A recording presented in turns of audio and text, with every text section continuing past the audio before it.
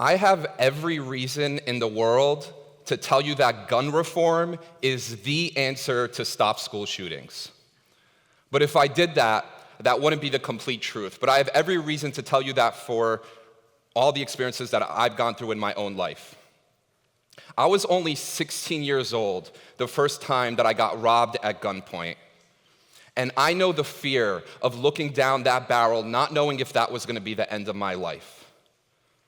That was my first of many experiences involving gun violence. My most recent one happened on my job. See, I facilitate an anti-bullying workshop called Challenge Day in schools all over the country. And within just a few months of doing this work, my biggest fear came true. I was in a gym with over 100 innocent 7th grade students. In the middle of my workshop, an adult runs up to me and says the sentence that I never wanted to hear. We have an active shooter situation. My heart started pounding through my chest as I saw the adults run and block the doors. Now, I later found out that the shooting happened in a nearby building, and even though the principal got shot, on that day, nobody lost their life. It didn't turn into a school shooting because they stopped the student. However, that fear, that experience, it stuck with me, and it's what inspired me later on to organize the March for Our Lives event in Oakland, California, where thousands of people attended, including Warriors coach Steve Kerr. I eventually met up with the students from Parkland, Florida, to hear about their thoughts on gun reform. Now, to all my Second Amendment people, do not hit stop on this video, all right? I actually need you. I need all of us. Because here's the real point. When I just told you what side of this issue that I'm personally on, some of you liked me more and some of you liked me less. But when we get caught up in the polarization of this issue and we use it to politically attack one another, we stop seeing each other's humanity. And it prevents us from seeing that we actually both want the same end goal. Nobody wants to see school shootings. We just have different ideas of how we get there. So I think you should keep fighting for what you believe in. I'm definitely going to keep fighting for what I believe in, but let's both be willing to carve out a little bit of space to come together, knowing that we both want the exact same end solution. So I'm going to go over some of the reasons that we hear for school shootings, which is a uniquely American problem. Some of them are easy access to guns, mental health issues, prescription medication, bullying, broken homes, recently had a traumatic incident, loneliness and depression, being a male, experiencing abuse, or an obsession with violence in media. Now, here is the thing. Over 99.99% of people that fall in either of these categories will not go on to commit a school shooting. 99% of gun owners, 99% of people who have mental health issues. However, if we end up combining some or even all of these things like we see in certain cases, the chances of becoming a school shooter are significantly higher. And does it not make sense if we take a young person who experienced abuse growing up, who had adverse childhood experiences, gets bullied at schools, doesn't have a friend, is on prescription medication, has an obsession with violence, is dealing with anxiety, depression, and suicidal thoughts, and gets bullied when they go to school, and then you give that same student access to purchase powerful guns and the knowledge that if they do this, they will receive national media attention and for the first time in their lives feel relevant. This is a recipe for disaster that's just waiting to happen. In a country of 325 million people, in a country that glamorizes violence, it's only a matter of time before this happens again. I am here to state that this is a holistic issue rather than just a single topic solution. And we can't talk about a holistic approach without discussing societal structure, moral priorities, and accessible resources. So what do we do? Well, I believe that all sides can agree to this. It is far better to have emotionally intelligent teenagers than it is to not. Frederick Douglas has this quote that it is easier to build strong children than it is to repair broken men. And in the spirit of that, I believe that empathy and mindfulness training should be required in all schools, period. Because what we're learning is that once schools implement anti-bullying workshops, especially those that focus on empathy, we see an increase of empathy in the school climate. Where there is empathy, there is more connection. When there is more connection, there is less loneliness, and loneliness is the common denominator for all school shooters, including what we saw here in Ocala. When they asked him what was his inspiration, what made him do that shooting, he said, "Because I felt alone." Now, I want to be clear. Implementing this doesn't mean that we will never see a school shooting again, but that's true for all those single topic solutions that we saw earlier. So why am I choosing this one in particular to focus on? For two reasons. One, it's something we can all agree on and implement. Nobody is against this concept. There aren't people on the streets holding up signs saying, "We want our children to be stupid, woo!" Like, nobody's doing that, right? Nobody's gonna protest this. This is something that's good we can all agree on. And another thing is that we can implement this right now. If there's one thing I know about policy and government is it can take a long time for things to happen, right? So we should still do the research, we should keep on doing the evidence, keep fighting for what you believe in. I think we need to improve all those things that I mentioned earlier in order to actually come towards the solution. But let's also realize that we have the power to implement these changes here in our local communities because our children cannot wait. It might take years, it might take generations before we see some of these changes. The second thing is, even if we fall short of our goal, we all will still benefit. What I mean by that is, let's say that it doesn't reduce school shootings by the percentage that I personally think it will. Let's say we only reach halfway of our goal. At the very least, we will see a reduction in school bullying, school violence, and teen suicide, and I think that's a worthwhile consolation. Now, we should demand our governments to fund social and emotional learning programs in our school. This is more than just telling children to be kinder to each other. This is about implementing professional, proven programs. It's something that needs to be taught. Because at the end of the day, empathy is a skill.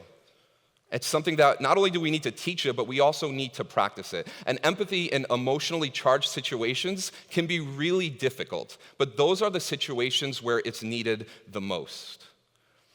Now, we can all agree that having empathy for victims is easy. Anybody in this room can experience that. But having empathy for those who commit crimes, now that's a lot more challenging, but I think it's actually important in finding the solution. So I started studying this. I heard of stories of people that were able to practice radical forgiveness, empathy, and compassion for other individuals that have committed a crime against them or their family members. And I wanted to know how it was possible. How is it possible to experience empathy for somebody who has hurt you? So I started studying this, I started reading books, I started attending workshops, I started helping and facilitate a restorative justice program in San Quentin prison, and I eventually went on to interview one of the most notorious criminals in American history. Now, people ask me, why? Why should we have empathy for those who cause harm? A couple reasons. First, I personally believe that most criminals were once victims before they became criminals. Victims of a mind that didn't develop in a healthy way, victims of a childhood that they didn't choose, victims of being born in a society that doesn't give them the emotional tools to deal with whatever it is that they're going through. But the second thing that I think is even more important is that if we can have empathy for those who commit crime, then we can understand them more. And if we can understand them, we can reverse engineer what took them to that point in their lives. And then we can use that data to make changes in our society to make sure that this never happens again. Now, I want to be clear, having empathy does not mean justification, and it doesn't even mean forgiveness. It simply means understanding. It doesn't make what they did okay by any means. I think we can all agree that having more empathy and more love and more understanding and more compassion is always better than having less. So right now, we're going to do an experiment. This next part might be challenging for some people. I'm going to ask you to try to push through that and get into the place in your heart that can be extremely empathetic. What I'm going to do is I'm going to play some audio clips, And as you listen to each audio clip, ask yourself in silence, what is this young person wanting to feel? All the kids in school will run in fear and hide. When I hear that, I think that he wants to feel power. From the wrath of my power, they will know who I am. You will all see, you will all know who my name is. What does he want to feel then? Significance. I am Feeling like they nothing, belong. I am no one. My life is nothing and meaningless. So clearly he has a low level of self-worth. I live a lone life, live in seclusion and solitude. So on a daily basis, in his reality, he feels like he doesn't belong. Like it's him versus the world. Doesn't have one friend. I had enough of telling me that I'm an idiot and a dumbass. So now I wonder who gave him these messages. Maybe he heard it at home. Maybe he heard it when he went to school. My love for you, Angie, will never go away. I hope to see you in the afterlife. Now this is a really interesting way to end this video. That right before he's about to commit a horrendous act, that he would think of mortality and love, suggesting that underneath all of that darkness, maybe there was a tiny thread of potentiality that just needed to be nurtured. Who knows? But when I hear those audio clips, what I hear is a call for empathy from somebody who is in a lot of pain. 2 minutes after this audio was recorded, this individual went on to commit the Parkland school shooting. Here is his picture. Now, I'm showing you a picture of him as a child for a reason. To remind you that no child is born wanting to hurt other people. When this photo was taken, there is no way that he would have known that in just a few years, his life would have taken him down a path to commit this horrendous act. If there was a child like this right now in front of you that was in pain, that needed your love, would you not be there for him? Would you not want to hold him? Would you not hope that he grew up in a society where he had access to mental health resources, where he had support if he needed it? Our job as a society is to figure out what would take somebody from this innocent child to what we just heard. If we can do that, I believe that we can put a stop to school shootings. I currently live just a few minutes away from Columbine High School. Right after the shooting happened there, my organization went in there and we led an anti-bullying workshop, an empathy building workshop for that grieving community. And at the end of it, one of the friends of the shooters stood up, grabbed the microphone and said, if Dylan experienced this day, there is no chance that he would have done what he did. I've seen time after time, week after week, students that were planning on taking their own lives that night, by the end of one day of having empathy training, realize that their lives matter and that they are not alone. I have seen transformations happen through just one day of doing this work. And I think that the reason that it works is because it fulfills that human desire to feel like we belong. Now, here's one more connection that I see between empathy and school shootings. I can bet that there isn't one person in this audience who can give me the name of a female school shooter. This is a predominantly male issue. And according to the United Nations, 96% of the homicides that are committed around the world are done by men. And we need to figure out why that is. It's not like one sex is born with a predisposition to commit murder more than another. To me, this is a reflection of society and conditioning. So young boys, ever since they're children, are told that they are not allowed to completely have full range of emotions. They're not allowed to cry. They don't have spaces where they can get vulnerable. So they're taught to keep all those feelings inside, and I believe that they eventually explode in these violent acts that we see throughout history.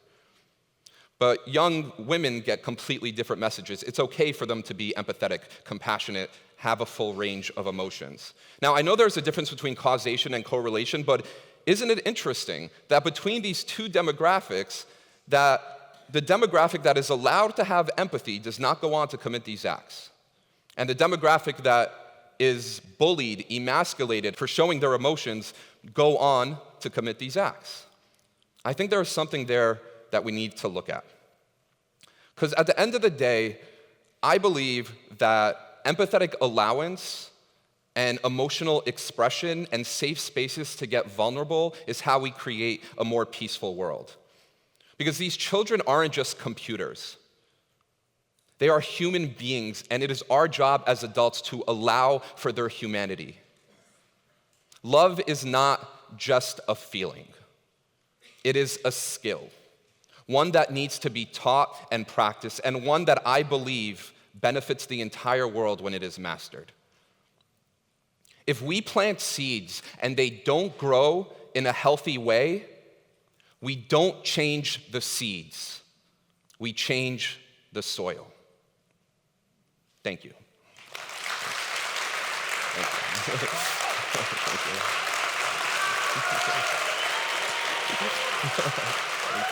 Thank you.